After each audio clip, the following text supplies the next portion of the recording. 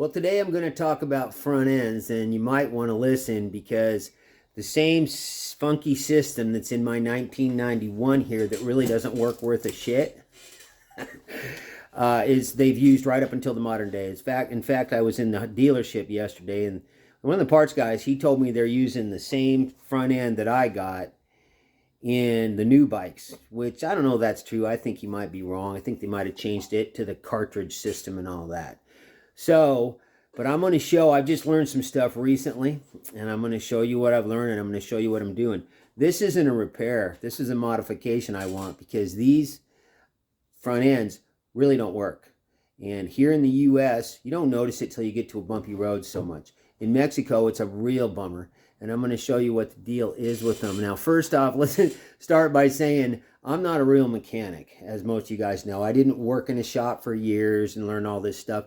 I'm just a kid, a guy who's been fixing his motorcycles his whole life.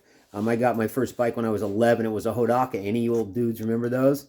That was my first bike. So anyway, and since 1990, I've been working on, I've had Evos with 5-speed transmissions, so I know that stuff really good because it's always the same stuff. But anyways, front ends, I really don't know.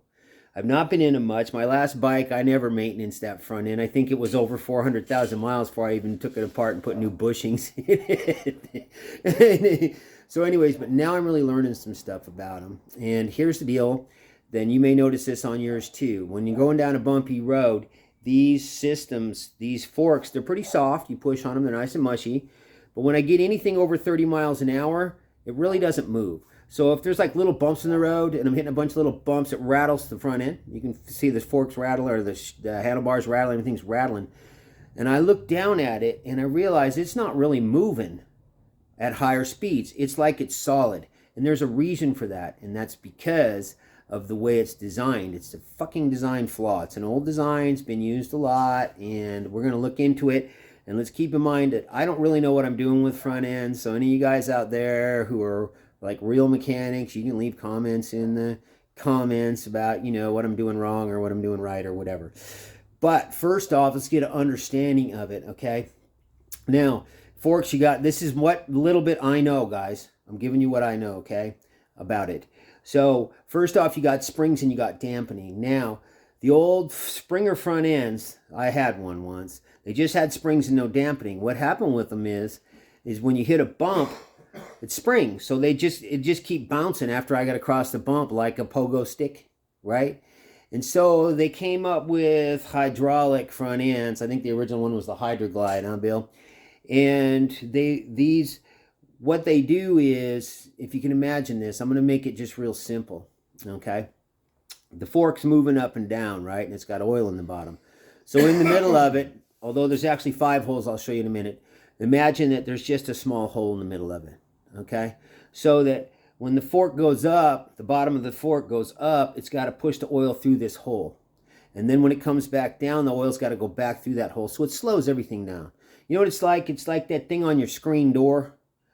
When you open the screen door and it'll close slowly. But when you pull it fast, it won't move, right? Well, it's the same with this, because when something hits it hard, that oil can't go through that hole fast enough. What it seems like to me, is just like if you got a hypodermic needle full of water, you can push it slow, but you can't push it fast, right? If you cut the end off the hypodermic needle, it would just go right out, okay? So what I'm putting in here is these gold valve emulators, who do not sponsor me. I have paid full price for all of these parts. And even guys who do sponsor me parts, I won't endorse them unless I like them. So this one, I'm going to tell you whether I like it or not. So I just learned about these fucking things. They came out in 1994. Some of my friends have them, and I just learned about them recently, right? Like every year I learn some new stuff. This year I'm trying to learn about forks. So they have cartridge forks. And I'm told by some of my mechanic friends who own shops that the cartridge forks are easier and they just tend to work right when you put them in, and that's all fair and well. But I believe they work like a shock absorber, and I blow shocks out. All shocks blow if you ride them enough, especially with all the weight and the bad roads and everything. I have Legends on here. I've blown them things out 4 times. I told Legends when they gave me these shocks, but I like them. I really like them. But I told them when they gave them to me, I said, Jesse, you're going to eat it on that lifetime warranty. And they have. Because when they go, they send me a rebuilt set, and I change them and send my old set back. Okay, the shocks I had before these were made by Works Performance. They were the big name in performance shocks. They've been out of business for some years now. But in the past, when I was doing stuff for Easy Rider, they made me a set. I blew theirs out 3 times. Now, they were rebuildable, but they weren't. But I had to pay every time I rebuilt them. The price kept going up, and eventually I ended up doing something else. The stock ones I haven't tended to blow out too much because they don't fucking move, right? If they're not going to move, if they're not going to work, then they're probably going to last a long time. And the springs are just too stiff. That's my experience with them, okay? As a matter of fact, I didn't know how bad the stock shocks were until Legends asked me if they could put a set on my bike. And I was like, okay. And then I was like, oh, the stock ones really suck. So what we're going to do is I'm going to show you guys a little bit about how this system works.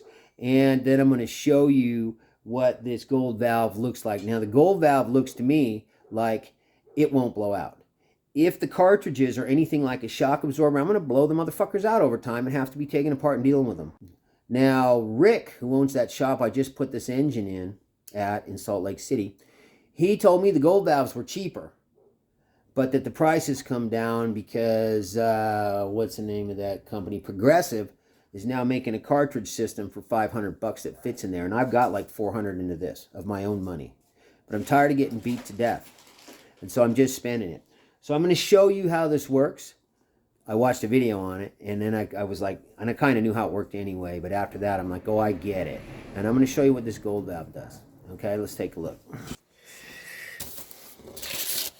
We're going to use this picture of the inside of my forks. Okay? Now, I got mine off here, right? And one of them's taken apart. Okay. Now, you see this piece? That's this piece right here. All right. Now, there's oil in here. And so when the top part moves down into the bottom of the shock, the oil's got to get pushed through these holes. See them? And then it goes up into the top. And then when the spring pushes it back down, the oil's got to come back down through it. Okay, so when I hit something hard, the oil can't go through this fast enough. It's like, you know, a suicider jumping off the Golden Gate Bridge. When he hits the water, it's like he hit concrete, they tell me. So what this piece does is you take these holes, this one's already been drilled, and you drill them out larger. So you discombobulate this piece so this system's not actually working anymore. And then you put this little fucker on top of it, okay? And I'm going to show you how that works. See this thing? These holes here are discombobulated by drilling them bigger.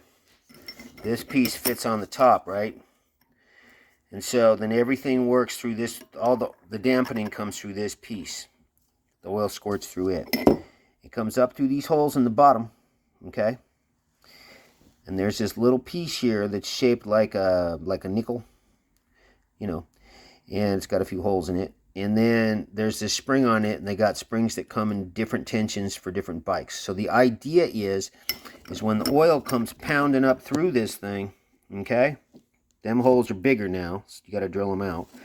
Comes pounding up through this, it hits that, pushes this spring. So if it hits it real hard, it's going to push this spring up and open it up a lot wider and make them and let the stuff flow through real fast. That's the object behind it. And then it has this other system around the edge that lets the oil go back down, which has a bigger spring inside of it in there. I don't know if you can see it. That you don't need to change. This here is adjustable for different bikes. I called him up and talked to a tech guy. He sounded like he knows what he's talking about. And he told me how to set it up. You can change them around. The problem is if you want to change it, you got to take the fucking forks apart to do it again. So I ain't going to do that. But I'm looking for a good ride. And he told me, the guy who I talked to, he said, I can tell you how to set it up for a guy who's a hot rodder or an old guy who's 60 who's just looking for a good ride. And I'm like, you know what, man? I'm 63. I'm looking for a good ride only. Also, they gave me another set of springs, which are actually stiffer, if you can dig that. So we'll see how all that works out, because mine are mushy. It's just that the fucking things don't work when they need to work. I was riding down this real bumpy road here the other day, and I'm over there with my front end shaking like it usually does, and banging and kind of, and I had a gold wing come by me. And the fucking guy, all of his suspension's moving, and the bike's just sitting there like a Cadillac, and boy was I jealous. So let's hope that this gets me somewhere closer to that, okay? And I'll get back. I'm not going to make this video until I've used it a while, and I'll tell you how it worked once I've ridden it a while. I'll get back to you then.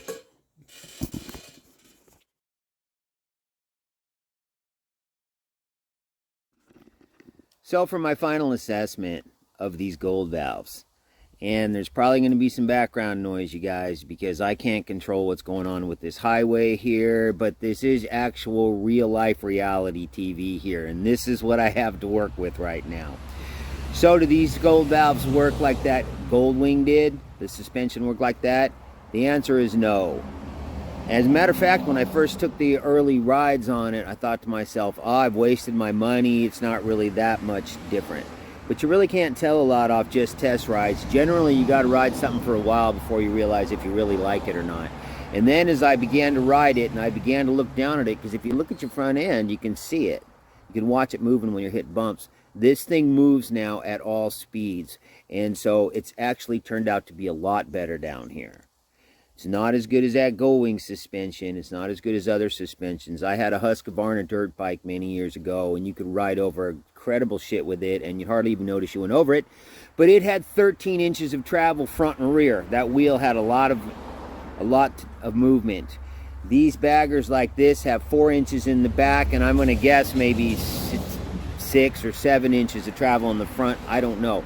So it doesn't have that far before it bottoms out when you hit hard stuff. So that may be a factor in it. So, but the deal is it moves at all speeds now when I'm looking up there, so it's actually working to the best of its ability. You know, guys have told me, quite a few of them, that even in their later model bikes, that they put those progressive cartridges in them, and it was a night and day difference. But this year, I took one for a ride, and I was in Mazatlan, so it was lousy roads, Mexican roads. And a friend of mine loaned me his bike for the night. He didn't feel like going out, and there was circumstances. I took it out for a while, and of course, I watched what the front end was doing. And he had put in the cartridges from Legends. And I'm going to tell you something. I really couldn't notice a difference between those and these. I didn't think it was night and day. But the front end's working, and it's been much better down here.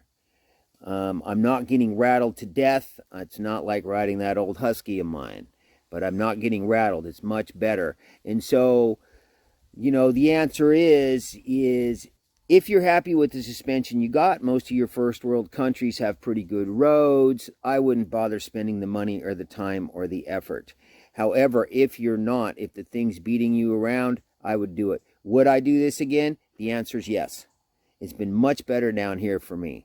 But it's not a dramatic night and day difference like my friends are telling me. That's not what I saw either with these gold valves or with them cartridges. I didn't notice that. But then I have been on some really good suspension in the past. That was off-road stuff. So with that, you guys, you know, there's probably a lot of you guys out there that know a lot more about suspension than me.